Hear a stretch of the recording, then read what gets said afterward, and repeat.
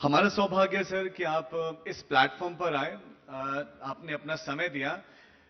कितनी बदली हुई, पहला सवाल सर, कितनी बदली हुई आपको मुंबई दिखाई देती है? पहले तो धन्यवाद, आपने हमें यहाँ आपके प्रोग्राम में शरीक किया और खुशी होती है आपके साथ मुलाकात करते हुए। मेरा जन्म बॉम्बे मुंबई में हुआ है। पहले बॉम्बे था, अभी मुंबई बन गया। बहुत ही परिवर्तन दिख रहा है, क्योंकि अब कभी भी भाभी बाहर जाते हैं ना, तो लोग कोस्टल रोड के बारे में बात करते हैं, बाकी तो कुछ बात नहीं करते। क्योंकि वो कोस्टल रोड एक इतना परिवर्तन कर दिया कि एक छोटी सी बात इतनी बड़ी बात हो गई। लेकिन काफी परिवर्तन है। मेरा जन्म से मैं यहाँ हूँ, तो बहुत ही अगले 5, 10, 6 साल में कोई ऐसे परिवर्तन दिख रहा है कि जैसा लग रहा है कि मुंबई शहर में कोई क्रांति हो रही है। और ये क्रांति ऐसी हो रही है कि जो पहले कभी हुई नहीं थी। तो इसलिए बहुत ही अच्छा लगता है, हमारे शहर में ये परिवर्तन सब आ रहा है, प्लस है। तो एक पॉजिटिव दृष्टिकोण से हम देख रहे हैं और खुशी हो रही है कि इसमें ये बदलाव जो बहुत पहले आना चाहिए था, वो अभी कुछ हो रहा है। अच्छा, आपको लगता है कि ये बहुत पहले हो जाना चाहिए था, अभी थोड़ा सा देरी से? अभी क्या लगता है आपको कि अभी कितना लंबा रास्ता और तय करना है मुंबई को, कहां तक पहुंचना है? देखिए, कुछ आंकड़े मैं आप देता हूँ। हमारे पास 65 साल से हमारे पास वेस्टर्न रेलवे, सेंट्रल रेलवे और हार्बर लाइन थी। 190 किलोमीटर चल रही थी। अगले 2 साल के अंदर हम 325 किलोमीटर मेट्रो कंप्लीट कर देंगे मुंबई शहर के लिए, सिर्फ मेट्रो। 65 साल इतना कोई परिवर्तन नहीं आया था, वो 2 साल के अंदर कंप्लीशन हम देखेंगे ये मेट्रो। दूसरी बात रही कोस्टल रोड, जो पहले वर्ली बैंड्रा थी, अब मरीन ड्राइव से कनेक्ट कर दी और आगे वर्सोवा चल रही है। अगले साल में वर्सोवा पहुंच जाएगी और फिर आगे दहीसर और विरार तक सोच रहे हैं कि वहां कोस्टल रोड कर देंगे। आगे इस तरफ देखें, सेंट्रल साइड, ईस्टर्न साइड में देखें तो MTHL बन गई। 1970 में इसकी बातचीत चल रही थी और ये MTHL जो ब्रिज, अटल ब्रिज जो बना है, वो उस जमाने में 100 करोड़ के बजट में बनने वाली थी, 1970 में, कोस्टल रोड। और आज जो बन गई अच्छी बात है, लेकिन सिर्फ 22,000 करोड़ रुपया लगे। वही ब्रिज जो 100 करोड़ में बनने वाली थी, वो बन सकता था। लेकिन अच्छा है कि अभी बन गई। दूसरी एयरपोर्ट बनाने की बात चल रही थी, बहुत सालों से चल रही थी। मैं वो कमिटी में था 25 साल पहले, नवी मुंबई में। तो वो भी आ गई है। तो क्या सर इस बदलाव के पीछे की वजह आपको पॉलिटिक्स या राजनेता दिखाई दे रहे हैं कि तब के नेता शायद इतने दूरदर्शी नहीं थे और अब शायद टेक्नोलॉजी भी है और दूसरे देशों में भी जाते हैं लोग, देखते हैं, तो क्या ये भी एक इसकी वजह से भी परसेप्शन बदला है? नहीं, पहले पॉलिटिकली सही नहीं था। जितने भी हमारे लीडरशिप थे, वो ये बोल रहे थे कि ग्रामीण विभाग के वोट्स ज्यादा हैं, तो इसलिए politics was coming from the villages. और लोग ये सोचते थे कि उन आंकड़े को हम कैसे सेटिस्फाई करें। शहरों की जो आमदनी हो रही थी या प्रगति हो रही थी, उसके ऊपर पॉलिटिकल जोर नहीं होता था। अभी पूरा दृष्टिकोण चेंज हो गया। एक समझ गए हैं कि GDP of India is GDP of urban areas.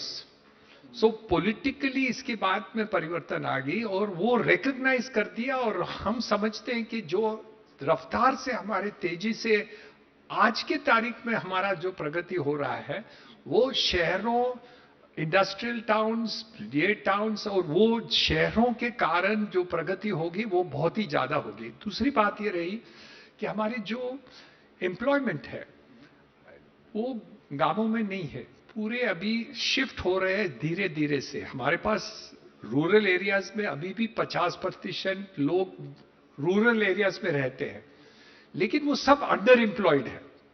तो इसलिए धीरे धीरे सब अर्बन एरिया में, छोटे बड़े मेट्रोपॉलिटन टाउन्स नहीं, टियर 1, टियर 2, टियर 3 में शिफ्ट हो रहे हैं। और धीरे धीरे हमारा रिकग्निशन ये हो रहा है कि हमें ये जो विश्व में फास्टेस्ट ग्रोइंग नेशन वर्ल्ड में है वो इसलिए है कि ये अर्बन एरियाज की ग्रोथ हो गई है, इंडस्ट्रियल ग्रोथ हो गई है, फाइनेंशियल ग्रोथ हो जाएगी, वो इसके कारण ज्यादा तेज रफ्तार से हो रही सर, है। हम फोर्थ लार्जेस्ट इकोनॉमी हैं, हम बहुत तेजी से ग्रो कर रहे हैं, लेकिन क्या हमें इस बात को स्वीकार नहीं करना चाहिए कि आज भी लोगों के पास शायद पैसा खर्च करने के लिए उतना पैसा उनकी जेबों में नहीं पहुंचता है? वो मैं मानने को तैयार नहीं हूं। हम्म, आज की तारीख में हम देखेंगे कि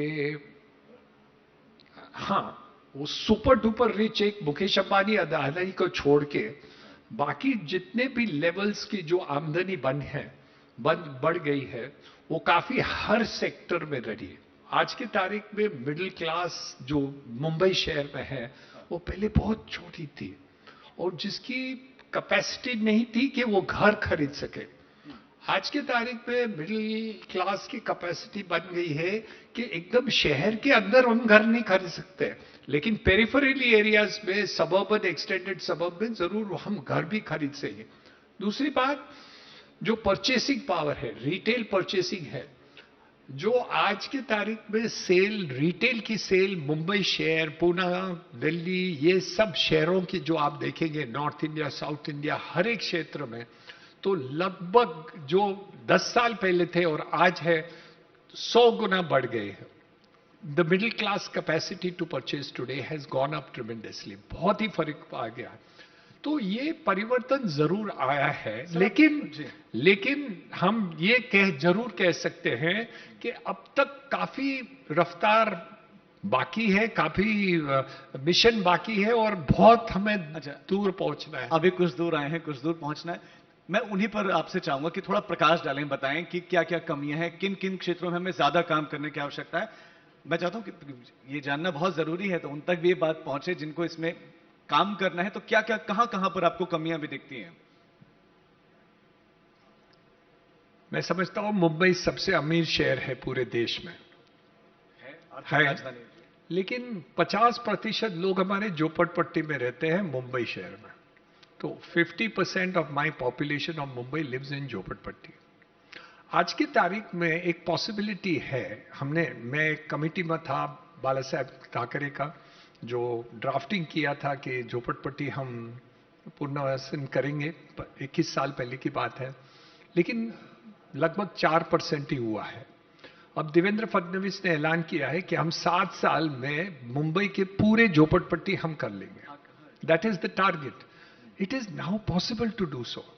पहले हम बात करते थे, लेकिन वो हम तेजी से नहीं लिए जो हमें करना था। तो ये जो परिवर्तन आज की तारीख में है, whether it is metro, whether it is airport, whether it is harbour, cross harbour, whether it is coastal road, whether it is anything, हमारे पास आज की तारीख में पैसे हैं, मूली है, हमारे पास कैपेसिटी है, हमारे पास टेक्नोलॉजी है, हमारे पास एग्जीक्यूशन कैपेसिटी है, और ये सब हम कर पा रहे हैं और हम कर रहे हैं। ये शुरुआत हुई है और हम समझते हैं जल्दी से जल्दी हो सकता है, होगा। देखिए, दूसरे सेकेंड एयरपोर्ट शुरुआत हो गई, हमारे पास ऑलरेडी ऐलान किया है कि थर्ड एयरपोर्ट मुंबई में आएगा। सेकेंड एयरपोर्ट तो अभी शुरुआत हुई है, थर्ड एयरपोर्ट की बात शुरुआत होगी। हमारे 2 हार्बर है, मुंबई हार्बर है और सामने JNPT है। ऑलरेडी हमारे पास तीसरे पोर्ट के बारे में बातचीत शुरुआत हो गई है। बुलेट ट्रेन आना चाहते हैं, दिल्ली मुंबई कॉरिडोर आ रहा है। तो ये सब जो हो रहा है वो काफी मीन्स परिवर्तन आ रहा है, और लेकिन इससे और भी तेजी से हमें करना चाहिए, वो बात चल रही है। निस्संदेह सर, ये प्रगति यहां पर दिखाई दे रही है। मुझे एक स्पीच याद आ रही है राज ठाकरे की, उन्होंने कहीं संबोधन कर रहे थे वो, उन पर चूंकि सवाल वो उत्तर भारतीयों को बहुत टारगेट करते हैं, सवाल उनसे पूछा जाता है, तो इस पर उन्होंने कहा कि मुझे कोई दिक्कत नहीं उन लोगों से। उन्होंने कहा कि वो लोग सवाल नहीं पूछते हैं कि जो मुंबई में वो काम करने के लिए आते हैं, जो मुंबई उनको खींच कर लाती है और मुंबई कभी उन्हें निराश भी नहीं करती है, वो अपने राजनेताओं से क्यों नहीं पूछते कि भाई हमें यहीं पर नौकरी दो ना, इसी जगह को मुंबई बनाओ। तो ये तो मुंबई बन गई है, यहां पर शायद ऐसे लोग और विजनरी हैं जो इसको आगे बढ़ा रहे हैं। दूसरे शहर मुंबई जैसी रफ्तार क्यों नहीं पकड़ पा रहे हैं? हमें खुशी होनी चाहिए कि हमारे शहर ज्यादा रफ्तार से चल रही है, उसमें कोई निसंदेह, शिकायत बिल्कुल, करने का बिल्कुल। सवाल ही नहीं है। लेकिन आप देखें तो हम उसी रफ्तार से हमें काम करना है, तो हमारे पास मजदूर भी चाहिए। हमारे पास पूरे शहर में जो कंस्ट्रक्शन चल रहा है 80% तो उत्तर भारतीय और उस तरफ से वर्कर्स आ रहे हैं, तो शिकायत क्यों करनी है? हमारे खुद के लोग वर्कर्स के काम नहीं कर रहे हैं, उनको दूसरी नौकरियां मिलती है। तो हमारी जहां प्रगति होगी वहां इंपोर्ट होगा। मिडिल ईस्ट में नौकरी मिलती है, ज्यादा पगार मिल रहा है, तो हम वहां भी जाते हैं, हमारे हिंदुस्तानी जाते हैं। तो नॉर्थ इंडियन साउथ इंडियन आए तो उसमें दिक्कत नहीं है। अब समझिए कि यूपी में प्रगति ज्यादा हो जाए और वहां के लोग यहां मुंबई में नहीं आए काम करने में, तो कहां से काम करवाएंगे? तो we also need workers all over the country कि भाई हम करें। और ये सोच विचार नहीं करना है कि उत्तर भारतीय आ रहे हैं या साउथ इंडियन आ रहे हैं या महाराष्ट्रन्स आ रहे हैं, हमें कोई इससे दिक्कत नहीं है, हिंदुस्तानी आ रहे हैं। तो ये उत्तर भारतीय और वो सब पॉलिटिशियन के लिए है, हमारे लिए नहीं है। हम ये देखना चाहते हैं कि हमारी कमाई बढ़ सकती है कि नहीं, हमारी इंफ्रास्ट्रक्चर बन सकती है नहीं, हमारे घरों बांध सकते हैं कि नहीं, हमारे अफोर्डेबल घर हम बना सकते हैं कि नहीं, हम डेवलपमेंट मुंबई 3.0 कैसे कर सकते हैं, ये हमारे सोचने हैं। हमारे पास हेल्थ केयर कैसे बढ़ सकता है, हमारी एजुकेशन कैसे बढ़ सकता है, हम नौकरियां ऐसे कर सकते हैं और स्किलिंग कैसे कर सकते हैं कि हमको स्किलिंग करके हमें नौकरियां मिले। ऐसे नहीं कि हम एजुकेटेड बन जाए और हमें नौकरियां नहीं मिले। नेपाल में देखिए, why do you think revolution took place? इसलिए नहीं कि वो करप्शन था, वो तो दिखावा है। रियल ये है कि वहां जो लोगों को शिक्षण मिली, जो एजुकेटेड ग्रेजुएट्स बन गए, उनको नौकरियां नेपाल में मिल नहीं रही है। तो इसलिए ये शिकायत होके ये रेवोल्यूशन बन गया है, इसलिए नहीं कि वहां करप्शन था। करप्शन हर देश में हो रहा है, तो वो नहीं देखना चाहिए। हमें ये देखना चाहिए कि आपकी प्रगति ये हो और लोगों को जो शिक्षण मिले, वो शिक्षण मिलने के बाद हमें नौकरियां एडिक्वेट मिल जाए यूथ के लिए। ये बहुत महत्व की बात वही है। मेरा प्रश्न सर, जो हमारा आर्थिक रूप से जो पिछड़ा तबका है वो ऊपर कैसे उठेगा? तो यही है, हमारे हमारे तीनों बातें रहते हैं। फर्स्ट, एक विजन होना चाहिए। हम विजन होना चाहिए कि हमारे देश कहां जाएंगे, जो हमारे आर्थिक रूप की जो बात है वो उसको कैसे हम सपोर्ट कर सकते हैं, हम एजुकेशन कैसे देखते हैं, हम स्किलिंग कैसे करते हैं। मैं आपको एक दाखला दिखाता हूं कहां कैसे गलत काम हो रहा है।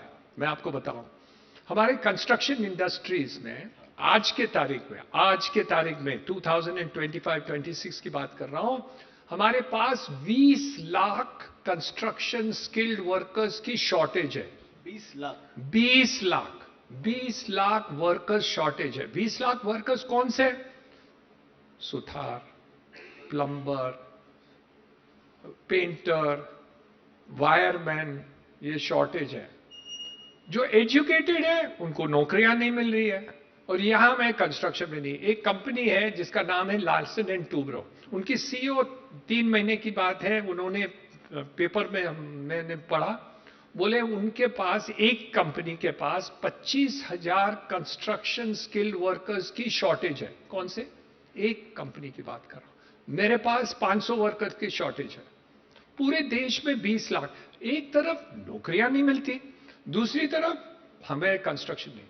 2026 पहुंच गए, 2030 में हमें 50 लाख कंस्ट्रक्शन वर्कर्स शॉर्टेज होगी, क्योंकि हमारी रफ्तार इंफ्रास्ट्रक्चर और कंस्ट्रक्शन का इतना बढ़ रहा है। और इस तरफ एजुकेशन हो जाती है, बीकॉम बन जाती है, उनको नौकरियां नहीं मिलती। और दूसरी तरफ हम जो जहां गैप है वहां हम स्किलिंग नहीं कर रहे। ये बहुत बड़ी बात है। और ये आंकड़े मैं नहीं दे रहा हूं, ये पेपर में आया है, सरकारी नाकरे में आपको दिखा रहा हूं। तो ये ऐसे नहीं है कि निरंजन हीरानंदानी को पता है, ये एलएनटी को भी पता है और सरकार को भी पता है, ऐसे नहीं है कि नहीं है। तो हमें चिंता की बात पूरे देश की प्रगति की नहीं है, लेकिन प्रगति का कैसे हम टारगेट कर दें कि हर एक को हम नौकरियां दिलाएं। सेकंड, नौकरियां और शिक्षण ऐसे दिया जाए, स्पेशली स्किलिंग साइड में, कि जो जहां स्किलिंग की गैप है वो फुलफिल नहीं कर सकते। और हम जैसे आईटी वर्कर्स को एक्सपोर्ट करते हैं ना, हम वैसे ही हमारे स्किल वर्कर्स को एक्सपोर्ट कर सकते हैं। तो एक्सपोर्ट करने में प्रॉब्लम नहीं है, वो तो पैसे लेके आते हैं, हिंदुस्तान में वापस पैसे लाते हैं। बिलियंस ऑफ डॉलर्स हर साल हमें जो एनआरआईस हमारे पास जाते हैं, वर्कर्स जाते हैं, और विश्व में आईटी वर्कर्स भी जाते हैं, दूसरे भी जाते हैं, वो सब हिंदुस्तान में काफी पैसे देते हैं। तो हम ये कर सकते हैं, लेकिन यहाँ ही शॉर्टेज है तो वहां कहाँ भेजेंगे? शायद एक माइंडसेट भी, शायद लोग इस तरह का काम करना पसंद नहीं कर रहे हो सर, समय का, लेकिन नहीं ऐसी नहीं, वो झूठ बात है, वो गलत बात है, और ये गलत बात किसी को कहना नहीं है। हम उसके ऊपर गौर नहीं किए, विजन नहीं किए, डायरेक्शन नहीं किए, और कर नहीं है। जो फोकस करने की है वो इसके ऊपर ज्यादा गौर करने की आवश्यकता। मैं आपको गैप बताता हूं। हाँ। हमारा देश अच्छी तरह से चल रहा है, लेकिन हमें आइडेंटिफाई करना है कि कहां कहां गैप्स है, वो गैप्स को हमको फुल करना है। तो क्योंकि ये डेंजरस है कि आप अच्छा काम कर सकते हैं, लेकिन आपका जहां भी गैप्स है उसको आपको फुलफिल करने की आवश्यकता है। सर समय कम है तो मैं जल्दी जल्दी 2 सवाल पूछना चाह रहा हूं। पहले सवाल है कि सर, एआई खतरा है या एक बहुत बढ़िया टूल है? छुरी खतरा है कि सही है? छुरी को आप खाना काटना है, ब्रेड काटना है, वेजिटेबल्स काटना है तो सही है, आपका खून करना है तो वो गलत है। मोबाइल है, मैं पोर्नोग्राफी देखूं तो गलत है, और यूज कर रहा हूं तो सही है। एआई इतना इसेंशियल है कि जो एआई नहीं वापरेंगे 2026 के अंदर, तो वो आउट ऑफ बिजनेस हो जाएगा। कोई भी बिजनेस हो, मीडिया बिजनेस हो, रियल एस्टेट हो, कंस्ट्रक्शन हो, मैनेजमेंट हो, मार्केटिंग हो, जो कोई भी बिजनेस है, जितनी इंपॉर्टेंस मोबाइल की आज की तारीख में या कंप्यूटर की आवश्यकता है, उससे ज्यादा एआई की जरूरत है। तो AI is not important, it is essential. जितना आपके पास ये मोबाइल का यूज है ना, AI will be 100 times more powerful than your mobile phone, 100 times more powerful and this thing. So AI अच्छी बात है कि गलत बात है, सवाल ही पैदा नहीं होता है। एआई अच्छी है, आप एआई को कैसे उपयोग करते हैं वो उसके ऊपर निर्भर है कि उसका वैल्यू क्या होता है। लोगों की चिंता ये रहती है ना कि कई कंपनी सिर्फ एआई अपना ले तो हमें रोजगार कैसे मिलेगा? नहीं नहीं, ऐसी बात नहीं है। जब हमारे पास पहले कंप्यूटर आ गए थे तो हमारे देश में पूरे बैंकों में स्ट्राइक हुई थी, पब्लिक सेक्टर बैंक, कि जो लोग बुक्स लिखते थे ना हाथ से, उनका जॉब चले जाएगा। उसके बाद बैंकों की वैल्यू और बैंकों की संख्या और बैंकों की वैल्यूएशन 10,000 टाइम्स बढ़ गई है। लेकिन you have to learn how to use computer. So computers, AI, mobile, ये सब इसेंशियल आइटम्स हैं। आप उपयोग नहीं करेंगे, you will be out of business. आपके यानी कि काम में हेल्प करेगा। सर एक आखिरी सवाल, डोनाल्ड ट्रंप साहब का हमारे पास क्या उपाय है? क्या करें उनका? हिटलर की क्या उपाय थी? उसने जंग किया, ये भी जंग कर रहे हैं, ये अलग जंग है, ये अलग जंग है। आप उसको कैसे निपट लेंगे वो तो विश्व को देखना है। जो लोग हिटलर को साथ लिए थे उस जमाने में, वो जापान और हिटलर एक साथ में बन गए थे। अभी तो लगता है वो पकड़ से बाहर, किसी पकड़ में आ नहीं रहे। ट्रंप की हालत वही है, वो हिटलर बन गया है, पूरे विश्व को कंट्रोल करना चाहता है और कर रहा है। जब तक आप उसको कंट्रोल नहीं कर पाएगा तो नहीं, तो उसके पास एक दिन हमें भी जंग करना पड़ेगा और सबको करना पड़ेगा। ये तो ठीक है, उसकी ताकत अब ज्यादा है तो वो चल रहा है। पॉलिटिकली आज की तारीख में वो सबसे पावरफुल देश का प्रेसिडेंट है, और दूसरे देश के प्रेसिडेंट को उठा के हमारे घर पर भी लेके आ सकते हैं, वो उसकी हालत है। लेकिन अल्टीमेटली देखा जाए तो ये जंग ही है।